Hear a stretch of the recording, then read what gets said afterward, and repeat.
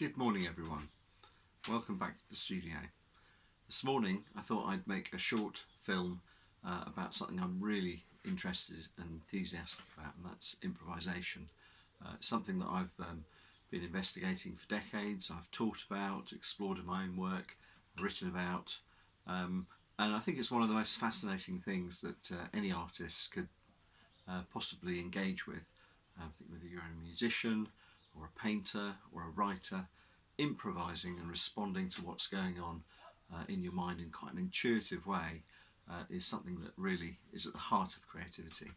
So I thought I'd put something together that explains what that might mean for me, and I hope it might be of interest to you, perhaps in your own creative projects. So here we go. First thing to consider is that I might have my head packed full of art whilst I'm working. I'm going to be thinking about my artistic preoccupations, things I really enjoy. They come into my mind while I'm working, like flashes of association and ideas and thoughts rolling as I work. I also enjoy listening to music while I work, and here's the Thievery Corporation. I might get one of those really nice silver suits one day. As for the art, we have Joseph Albers, Pierre Bonnard, William de Kooning, Cy Twombly, Richard Diebenkorn, Duccio, Frans Hals, Patrick Heron, and a flash of dynamic Velasquez brushwork. Essential to the process of improvisation for me are my drawings, which are highly improvised, often done very quickly. This little series has ideas to do with architecture, water, mark making, flow of energy contained and released, flowing, rotating, contained, a whole host of ideas moving around continually.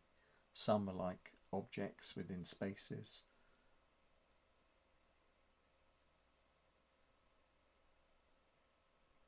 And some are a little bit more architectural, perhaps. This is to be the starting point for the painting. It's an old piece. I often paint over old paintings, just take them a little bit further along.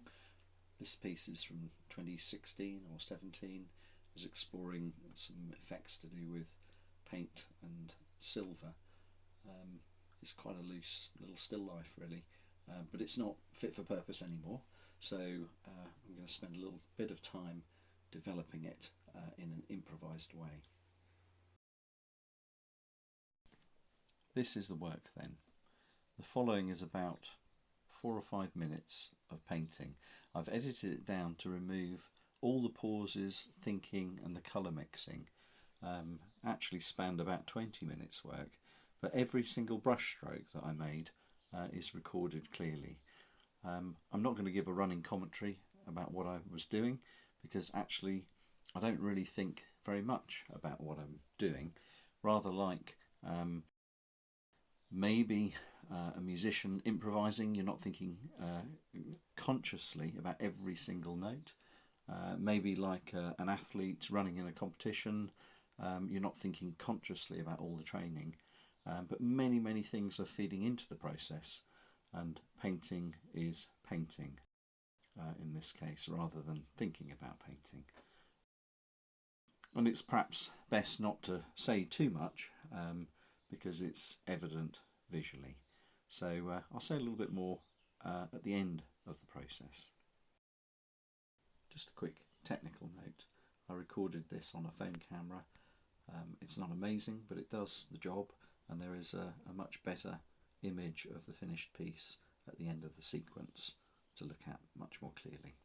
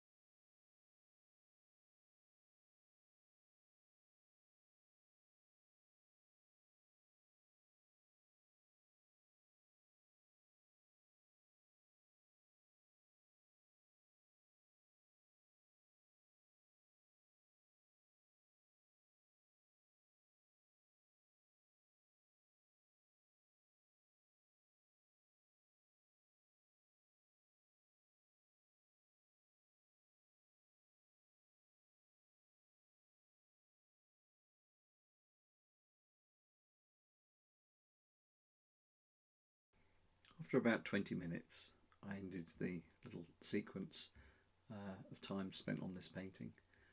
Something happened towards the end that I was quite pleased with. It made sense to give it a little bit of a rest. I often feel with improvisation that I need to keep a distance, and that I'm not quite sure about things until they've had time to have a bit of a rest, and I'll go back and have a look at them. Sometimes feel things are better than they really are at the end, and distance usually gives me a more balanced view. I hope you've enjoyed this, and if you'd like to see more of my the outcomes from my processes of painterly improvisation, check it out at my website at outofnothing.something.net. Thanks for watching.